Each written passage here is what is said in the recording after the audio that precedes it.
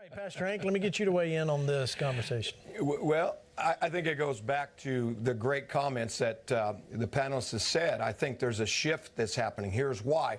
You remember, Pastor Gene, about 2.5 years ago, the Spirit of the Lord began to prophesy Iran would raise their head against Iran. I talked about how there would be the sound of war beats, but Iran's spiritual headship would be cut off, and there would be a regime change. And when you see this happen, and then there would be a war with Israel, that it would signal major global reset that God is saying is going to take place. And so when I look at all of these things, I remind myself, and I want to remind the Flashpoint Army how important strong leadership is. Lastly, God prophesied that there would be two men that he would raise up again in the earth. One, Netanyahu, and they were trying to get rid of him, all kinds of indictments. Now they're trying to do that with President Trump. And here's the truth. Both are going to continue to be raised up because the enemy will not preempt a war that he desires. God instead is going to get his way. He's going to bring a global reset and the greatest awakening we've ever seen in the history of this earth. Let me show you the map. This is where the rockets hit. We're trying to hit. I mean, look at that. That's staggering. The map there, leaving Iran en route to Israel. And the last news report that I saw here, Lance, showed that I don't believe there had been any fatalities at the last, as of about an hour ago. I hadn't seen anything that had happened. And I think a few actually were able to get through, but they didn't cause, catastrophic damage. Well, and this is interesting. I am looking for information as to how many. I mean, that's the first evidence I've seen of hundreds. Yeah. These are ballistic rockets. So the difference is these aren't like, fireworks that go somewhere and they don't know where it lands. These are the most advanced ballistics. And if I'm understanding correctly, they're being fired from Iran. So if what Netanyahu has said is, Iran made a big mistake tonight. It will pay for it. There are two vulnerabilities Iran has, as Andrew Womack said. The nuclear plan that they've got, they have just provoked Israel, almost given them a green light to see if they can get enough bunker busting capacity to go internal to where the nuclear project is.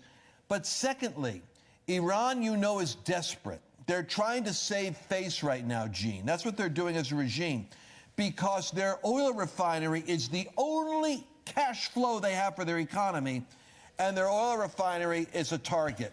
And so if it was Israel's intent to be strategic in their strike, they would aim for the nuclear capacity and they would aim for the refinery, because it would cripple the military and economic ability of Iran.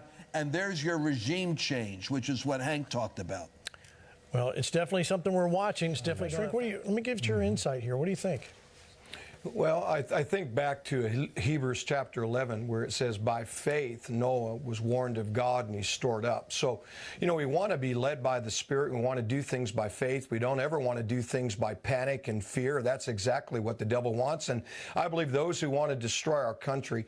But I go back to what I said last night on Flashpoint back in May. I was at Tim Sheets' church at a prophetic conference. The Spirit of the Lord began to prophesy about 91 days before the scheduled election. He talked about storms that would come up across the Atlantic, up through the Gulf, that we needed to pray against, that they would try to look like they're compassionate, yet there would be no compassion. He talked about how they would attack our bread and even our water. And I think we're seeing that with this, strike. But here's what God said. He said, if you will stand strong and fast and pray, I will bless your bread and water, and I will stand strong in your country to reset it. In fact, I believe that word so much, Pastor Gene, about 91 days, I put our church on a 21-day fast starting today.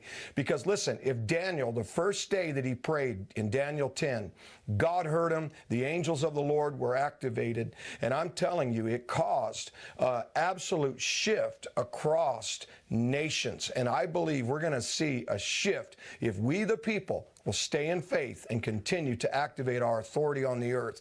I think we're going to see, rather than bad, we're going to see things turn out for good, and it's going to be better and accelerated beyond what we could ask or think. Yeah, amen. All right, Andrew, I want to get your take on things as they are. Well, There's a number of issues, but if they get the 70% raise that they're talking about, that's one issue.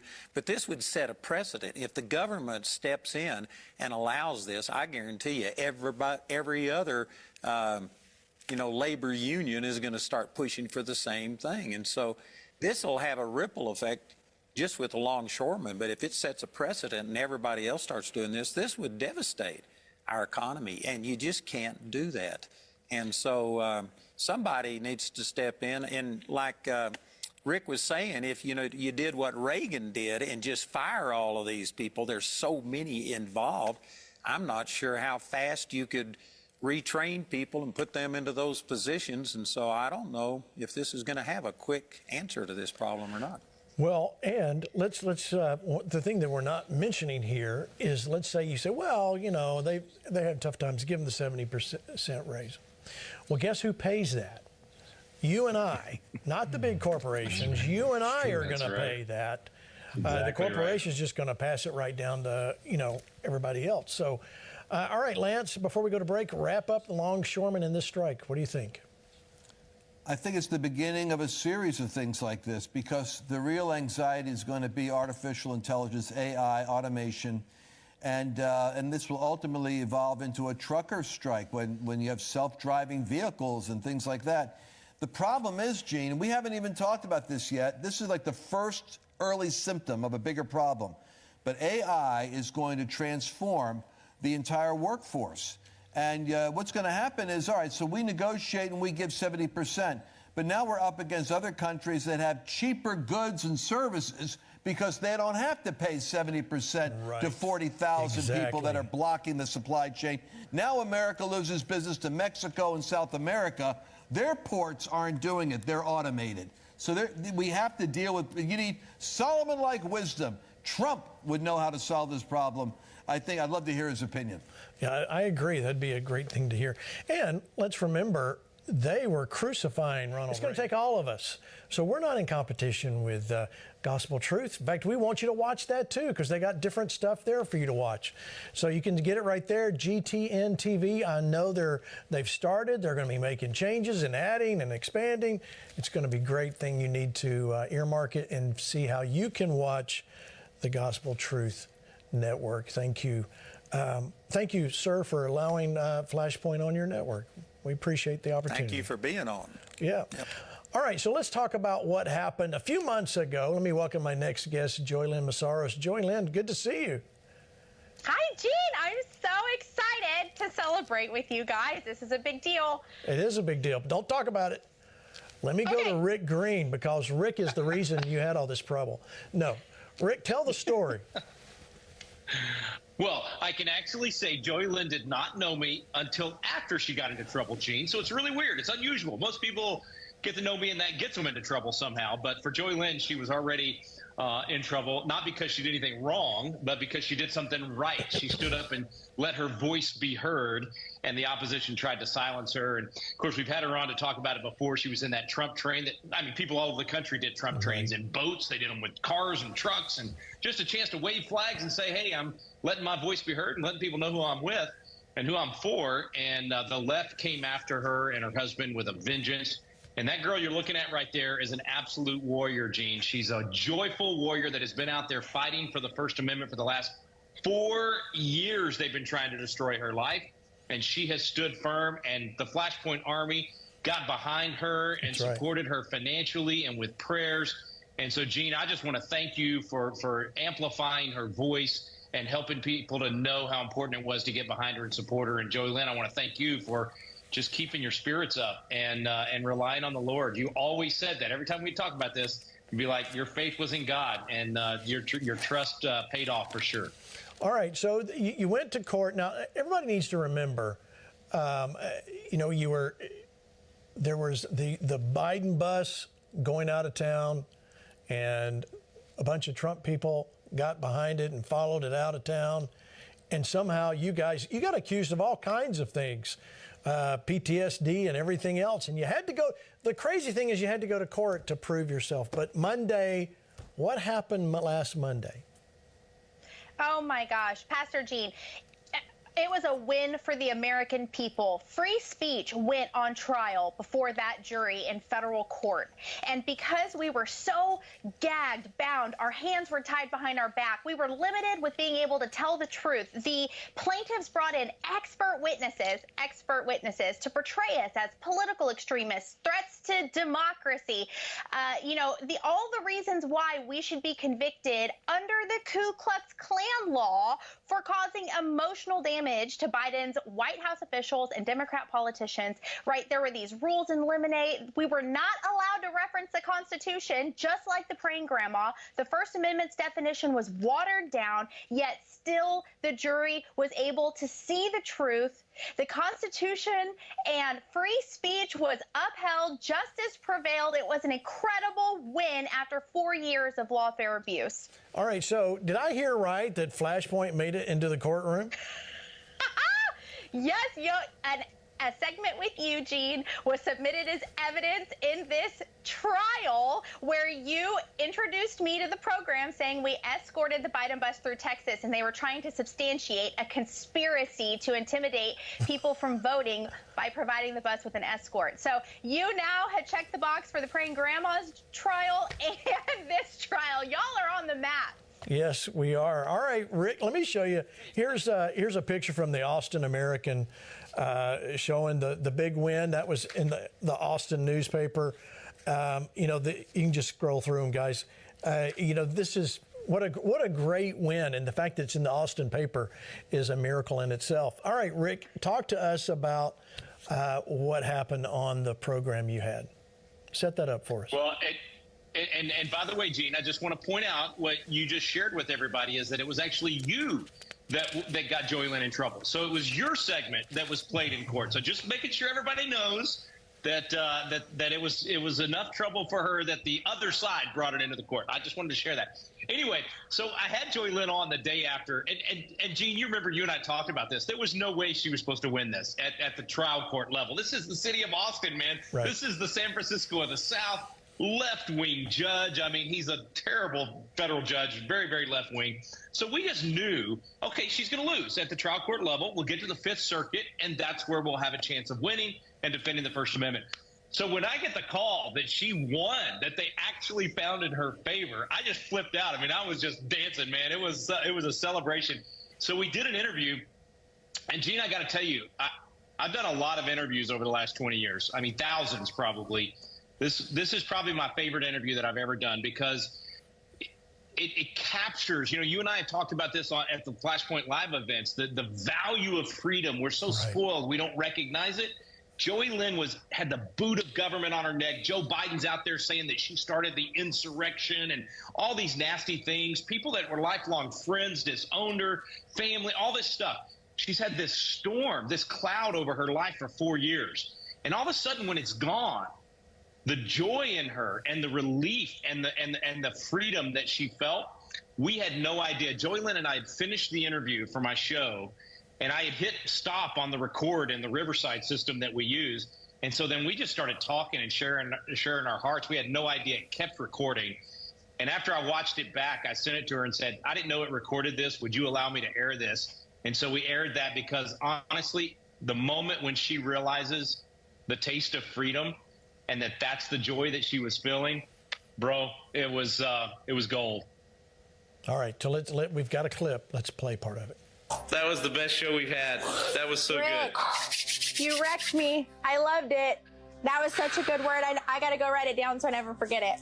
The perspective. I mean, it's just so powerful. And you're right. I didn't realize that was freedom. That felt so good today. Yeah. Oh, my gosh. Oh, my gosh. I just didn't realize that.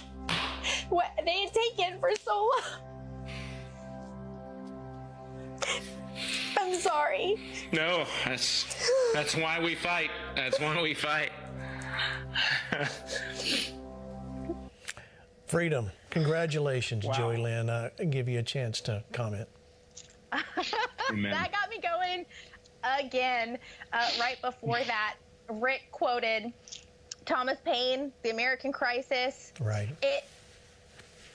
And Patriot Academy has transformed transformed our lives. It has taught us what our freedoms are, that they come from God. They cannot be given by man. They can't be taken by man. As y'all know, on this journey, y'all have learned, I did not know I had a right to free speech until we were sued. I had to learn backwards and in reverse. And so this truly was the first time that I was experiencing freedom in the capacity of appreciating it, of knowing the cost. And it's just, my life is completely transformed. And we could not have made it to that jury to get this win for free speech without the Flashpoint Army and Patriot Academy getting behind us, giving us a voice, teaching us our rights, inspiring and encouraging us, and financially and prayerfully equipping us. This win was for the American people. We just represented everybody. We were a placeholder. And this victory we celebrate with you guys, and we thank you for it from the bottom of our hearts. Our lives are forever changed, and I hope to inspire many people